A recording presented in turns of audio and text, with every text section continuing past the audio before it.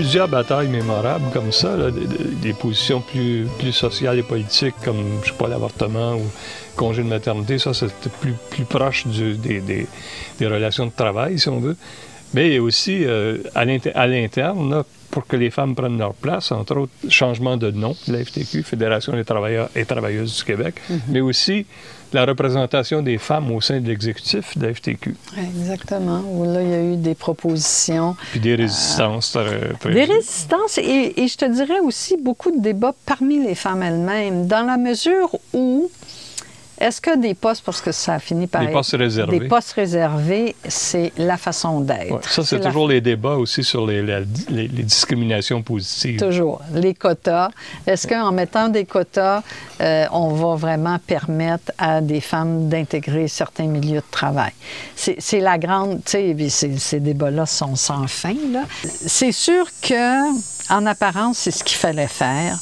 Mais c'est sûr que la dynamique dans un bureau de direction, le président ou le directeur d'un syndicat... Oui, c'est très lourd. C'est quand même lui qui a la responsabilité un peu légale, mais également il est élu pour ce faire, va donner le ton. Ouais. Alors, s'il y a une des vice-présidentes qui vient de ce même syndicat-là, tu es assez malaisé de t'opposer complètement. Tu peux toujours quand même nuancer les choses et tout, mais tu sais, c'était pas évident que ça nous a permis...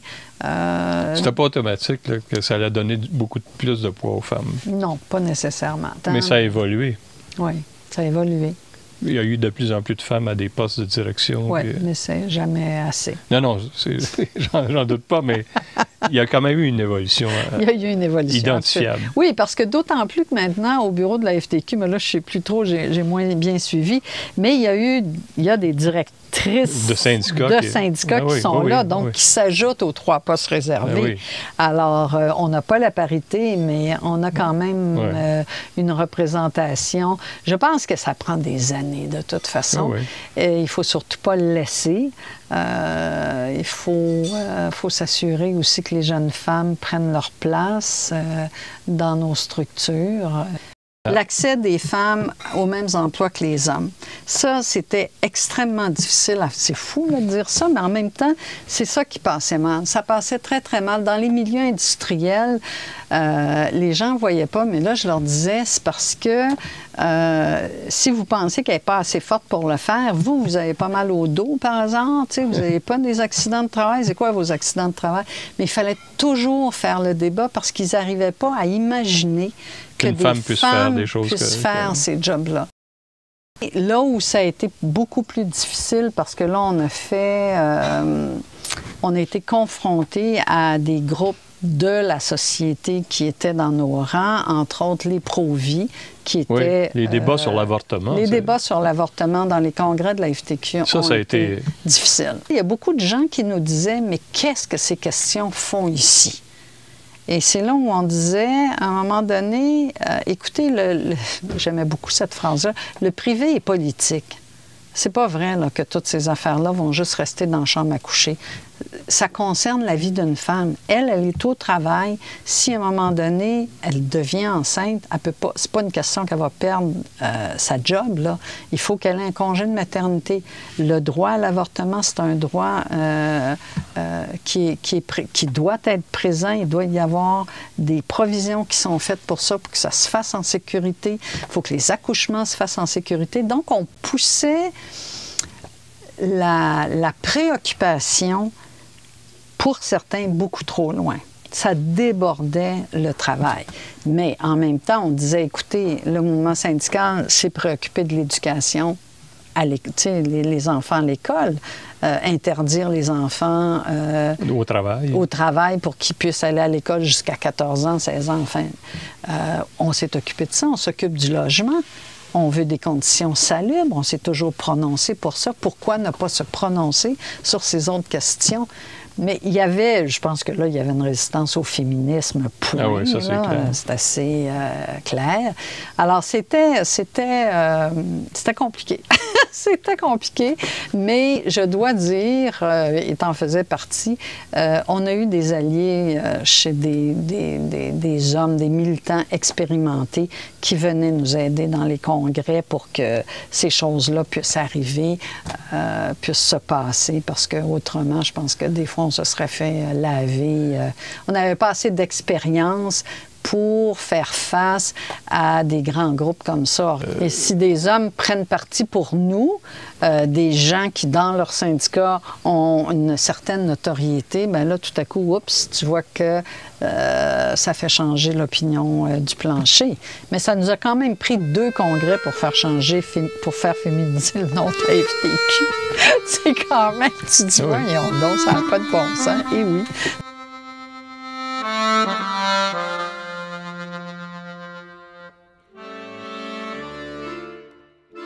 Après autant d'années consacrées à la formation syndicale, consacrées aussi à faire avancer la cause des femmes à l'intérieur du mouvement syndical, puis dans l'ensemble de la société, parce que tu ne faisais pas la dissociation. Là, tu passes à autre chose, tu acceptes un poste de permanente régionale de la FTQ à Saint-Jérôme.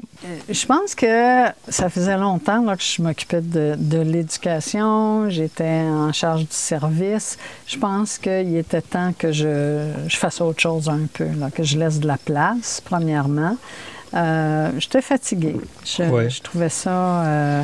c'est quand même assez lourd à porter. Le service d'éducation, c'est la plus grosse équipe à la FTQ.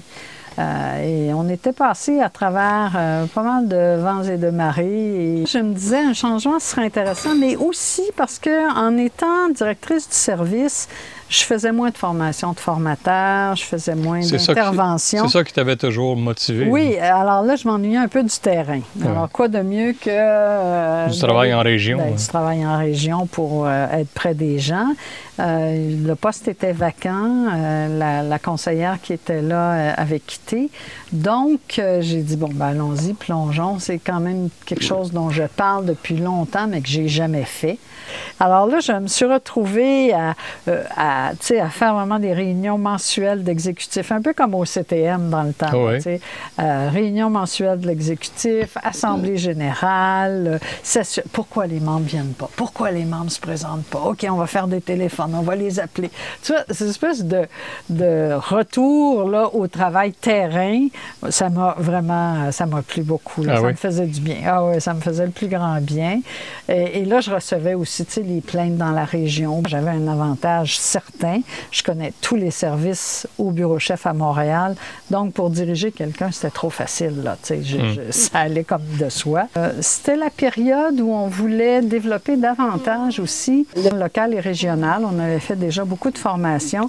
Alors là, on a mis sur pied un comité là-dessus, mais on a mis sur pied également un comité d'action politique. Parce que ça aussi, de plus en plus, des comités d'action politique, il en existait énormément à la FTQ dans les syndicats, mais dans les années 50, 70, 60, puis bon. Et là, il y avait vraiment un retour, une demande par les militants et les militantes de retrouver ce qu'on appelait les CAP, dans le temps, les comités d'action politique. Alors ça, je trouvais ça assez intéressant pour voir où les gens étaient rendus. C'était quoi les réflexions des gens? Parce que ça a quand même changé énormément. Donc, bon, puis, tu sais, rencontrer là, tout ce dont parfois je parlais peut-être un petit peu plus abstraitement, les rencontres de concertation régionale, les élus locaux, tu sais, là, quand il faut que tu deals avec la MRC, les préfets, les maires des municipalités, puis également retrouver les concertations, mais ça, j'en avais fait quand même pas mal à la FTQ, les coalitions, mais là, dans les régions, c'est toujours intéressant parce que là, tu retrouves des gens qui vivent des situations de précarité énormes. Puis moi, j'étais dans Laurentides de la Naudière, le bureau est à Saint-Jérôme. Saint-Jérôme, c'est le lieu où finalement toutes les personnes qui sont itinérantes vont finir par se ramasser. Parce que, l'Église est là, qui offre la soupe populaire et tout, et des services. Il y a beaucoup de groupes communautaires qui se préoccupent aussi de ces personnes-là. et les hôpitaux, les services de santé sont là. Donc, il y a une espèce de, tu sais, tout le monde là, qui est un peu isolé dans les petites villes, dans les Laurentides et dans la Naudière. Puis à la Naudière, ils peuvent se ramasser à Joliette, puis dans Laurentides, à Saint-Jérôme. Donc, c'est aussi de voir comment tout ce monde-là fonctionne, les enjeux qui sont là. On le sait toujours un peu théoriquement. Tu sais, on sait ces affaires-là, on a rencontré, mais quand c'est ton quotidien, que tu le revis avec eux autres, tu sais, tu vas faire là, la guignolée des médias sur le coin de la rue au mois de décembre, en plein hiver. Tu sais, il fait froid, là. Puis, tu l'as fait parce que tu sais que ça va servir à Centraide, que ça va servir au groupe de ta région. C'est un réseau qui est fort agréable. Là, alors, ça me ramenait près des gens. Encore une fois, je me rends compte que ça, c'est probablement... D'ailleurs, je suis à la retraite aujourd'hui, puis ce dont je m'ennuie le plus, c'est le contact avec les gens. Hein. C'est toujours ça qui... Tu as toujours été une fille qui privilégiait la réalité aux théories, puis... Oui. Oui, puis aux idées abstraites. C'est cette réalité qui nourrissait ma quête pour les théories. Alors, c'était vraiment une boucle tout le temps complète, mais j'ai un grand bonheur d'être avec les gens, puis d'échanger même de façon informelle. Il y a quelque chose de... Je sais pas, je pense que j'aime les êtres humains, finalement.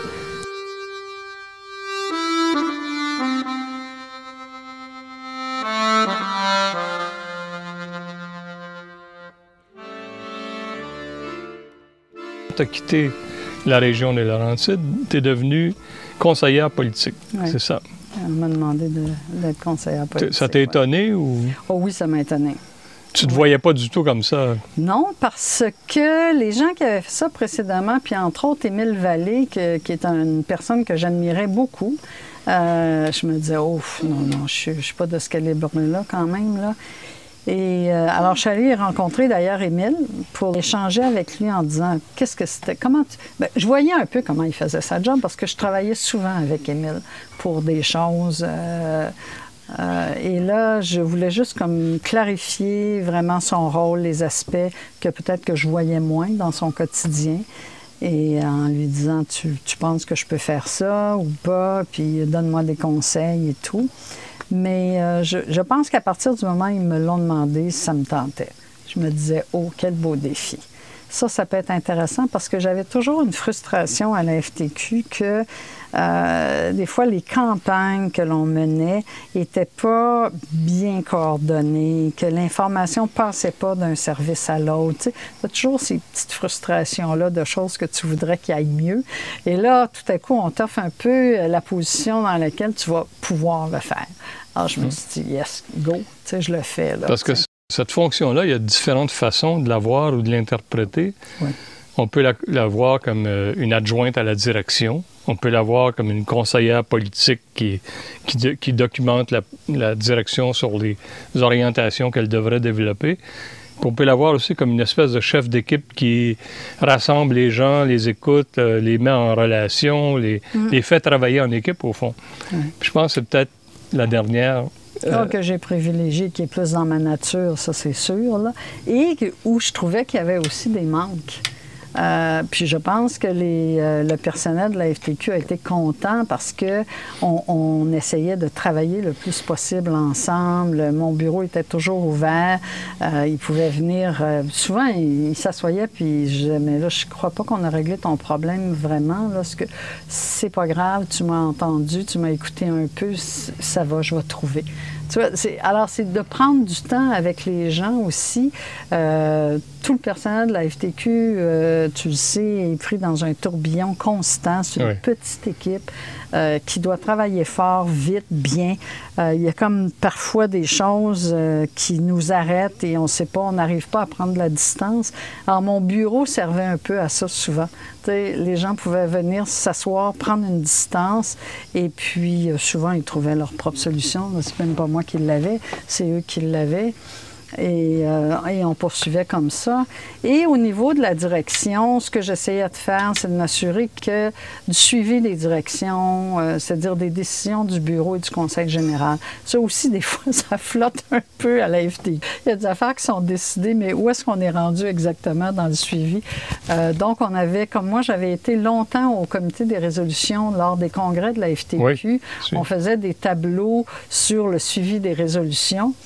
Et là, là c'était parfait. Là, je m'assurais donc que le fameux tableau, il était suivi, il était mis à jour régulièrement et qu'on avançait là-dedans. C'est quand même, tu sais, les congrès, c'est les délégués qui votent nos orientations. À un moment donné, c'est sûr que ça peut un peu s'oublier dans le temps, puis dans l'actualité, des fois, ça change tellement vite que tu peux perdre de vue que finalement, tu avais ce grand axe là, que tu devais suivre. Alors, c'était de m'assurer qu'on se ramenait là-dedans. Mais moi, j'ai travaillé avec des dirigeants qui, très honnêtement, n'avaient pas besoin de mes conseils politiques. Là, je pense qu'il y avait 100 fois plus d'expérience que moi au niveau des orientations politiques. Il n'y avait aucun problème à donner de l'impulsion à la FTQ là-dessus. Alors, c'était plus de m'assurer qu'ils trouvent le temps, qu'ils se mettent ensemble. Parfois, on faisait des rencontres, là, juste la direction ensemble, pour s'assurer de faire un peu de bilan, faire le point, puis voir où est-ce qu'on s'en va par la suite. Mais tu sais, après, c'est eux autres c'est eux qui menaient la barque, là, quand même. Là, mais ces gens-là font énormément de représentation. Ils sont dans des commissions parlementaires, ils sont en appui aux groupes qui sont en conflit dans des manifs, ils rencontrent des ministres, ils rencontrent toutes sortes de monde. Alors, le quotidien du quotidien, de la cohésion des services, je l'avais un peu ramené dans mon bureau pour m'assurer que ça, au moins... Qu'il y avait un continu. Ça marchait. Parce qu'il y a eu des périodes difficiles pendant ta présence comme conseillère politique, entre autres la commission Charbonneau. Et je sais que la commission Charbonneau a pompé beaucoup d'énergie au mouvement syndical puis à la direction de la FTQ en particulier pour se justifier, se défendre, essayer de contrer les mauvaises perceptions qui pouvaient être véhiculées. Comment tu as vécu ça, toi? Ben moi, je le vivais, je pense que comme tout le monde, je le vivais difficilement. C'était extrêmement difficile, ces attaques-là. Tu sais, c'était au quotidien, hein, dans les journaux. Puis il y a un moment où tu t'insurges parce que il y a beaucoup de faits qui sont déformés, il y a beaucoup de paroles qui sont déformées. On avait des journalistes qui, d'une façon systématique, suivaient Michel partout. C'était juste ça pour le prendre en défaut. Ah, constamment, toujours les mêmes questions. Mais il fallait vraiment être sans aucune faille, sans erreur, tout le temps dans ces périodes-là, parce que autrement, il était constamment pris en défaut. Et de toute façon, il était pris en défaut. Il était accusé, ça avait été jugé sur la place publique avant même que Michel Arsenault aille à la commission Charbonneau, tu sais. Alors ça a été difficile parce que pendant un moment de cette commission-là, moi j'étais encore dans la région de Laurentides-la-Naudière. J'essayais de rencontrer des groupes pour qu'ils s'affilient au conseil. Et tout ce dont les gens me parlaient, c'était ça. C'est ça, oui. Et donc, c'est pas juste nous à la FTQ, c'est nos officiers dans les syndicats locaux, dans nos syndicats affiliés. Tout le monde, quand tu allais pour essayer de syndiquer un groupe, tout ce dont les gens te parlaient, c'était de ça. Donc, ça rendait la syndicalisation... je dis que les recruteurs, ils ont travaillé fort dans ces périodes-là. Les dirigeants des syndicats locaux travaillaient fort aussi pour tenter de répondre aux questions, mais il n'y avait pas toujours non plus la réponse. Ils voyaient dans les journaux un tas d'affaires qui étaient parfois vraies, parfois faux. Comment tu démêles tout ça? Donc, c'était une période très dure, très, très dure. Mais toi, durant ce temps-là, ça ne t'a pas empêché de te concentrer sur ton travail? Je pense que je me concentrais sur mon travail. Tu t'es concentré davantage là-dessus? Justement, pour essayer un petit peu d'oublier. Oui, il y avait d'autres personnes qui étataient plus concernées par le travail de relations publiques. Je pense aux gens, aux communications, entre autres. Tu sais, Jean Laverdière, là, qui a travaillé extrêmement fort, qui était au cœur de ça beaucoup plus que moi. C'était pressurisant. C'était extrêmement difficile. En même temps, Moi, je croyais que fondamentalement, peut-être parce que je suis une éternelle optimiste, là, tu vas me dire, mais je me disais, on peut sortir de ça. On peut sortir de ça parce que l'organisation est quand même assez forte. On va sortir peut-être un petit peu amoché, mais je ne peux même pas dire qu'ultimement, ça a apparu tant que ça par la suite. Mais ça a fait mal. Oui. On peut dire qu'il y a des gens qui ont trouvé ça très difficile.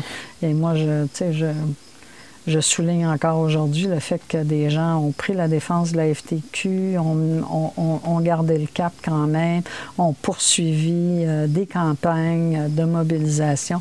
Les gens des autres centrales ont été généreux avec nous aussi, parce qu'on a continué à faire des coalitions avec tout le monde. Malgré les compétitions. Absolument. Parfois. Non, là-dessus, je pense que les gens comprenaient qu'il y avait des attaques qui dépassaient largement les pouvoirs de la commission, mais également les faits réels de ce qui aurait pu arriver comme tel à la FTQ. Là. Alors ça a été... Ça, je trouve que c'est un bon, le fait de garder nos complicités et avec les groupes populaires et avec les autres centrales, c'est quand même assez précieux. Là. Ouais.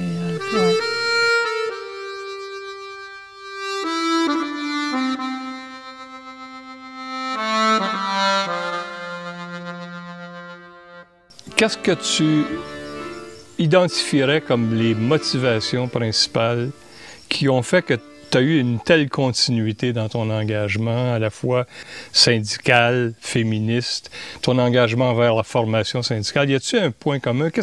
Et c'est quoi les moments qui t'ont stimulé et qui ont fait en sorte que tu as été aussi résiliente? Je dirais que ce sont les personnes. Tout est au cœur des personnes.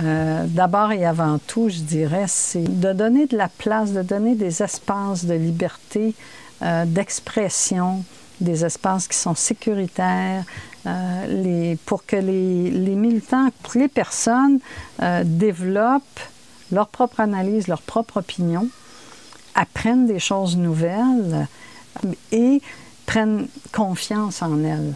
Il y a beaucoup de gens qui m'ont souvent dit par la suite, ça avait transformé un peu leur vie dans le mouvement syndical. Ça les avait amenés à faire des choses qu'autrement ils n'auraient jamais fait. En tout cas, moi, je sais que c'est ça qui m'est arrivé. Ça m'a permis de dépasser une certaine gêne que j'avais, de trouver un sens aussi à la société. Moi, mes motivations, je me rends compte, étaient davantage d'avancer avec les gens puis de faire en sorte qu'on donne du sens à ce qu'on vit. La connaissance, c'est le pouvoir. Mais un pouvoir, c'est un pouvoir de changer les choses. C'est un pouvoir de changer les choses. C'est un pouvoir de devenir un acteur important. C'est le pouvoir d'agir. Ce qu'on a sur nos cartons d'identification à la FTQ, c'est marqué « Apprendre ensemble pour agir ensemble ». Ça, c'est dans les cours de formation. Oui, alors c'est toujours écrit ça devant les gens, c'est leur carton d'identification, là derrière dit ça. Et quand on apprend la solidarité, quand on apprend qu'on est capable de faire des choses avec d'autres, qu'on apprend qu'on peut être plus égalitaire, je pense que ça, pour moi, ce sont les belles valeurs d'une société ou d'une vie. Si tu es capable, puis c'est pas juste de le faire au travail. Ce que j'ai toujours dit et ce que j'ai toujours tenté de pratiquer, c'est ce qui est bon là au syndicat, c'est aussi bon dans ta vie privée, là. Ça, je l'ai beaucoup appris par les groupes de femmes, tu sais. Tout ça, c'est un ensemble. Et de voir les gens progresser dans une formation syndicale, je pense que c'est le plus beau cadeau qu'on ne peut pas avoir. Tu sais, le regard pétille, les gens s'allument. Tu sais, c'est physique, là. Tu peux le voir sans même qu'ils te le disent. C'est du pur bonheur, là, finalement. Tu peux donner ça aux gens, mais tu reçois aussi autant. Alors, je pense que ça, comme source de motivation, le bonheur qu'on voit dans les yeux des gens, celui que nous-mêmes, on ressent, c'est sûr que tu as juste le goût de continuer pendant des années à faire ça. D'ailleurs, on se se disait souvent, c'est pas déjà fini, là. Tu sais, pourquoi on ne peut pas encore continuer. Bon, oui, il faut faire la place aux autres, puis ça, je pense que c'est important. Il y a plein d'autres personnes là, qui, comme moi, ont pris le flambeau et continuent cette job-là. Mais je dois dire que ça a été des périodes vraiment très, très belles. Bien, au nom de tous les militants et militantes qui t'ont côtoyé et qui vont continuer à faire ce que tu faisais, bien, je te dis merci. Et merci pour ce message d'espoir.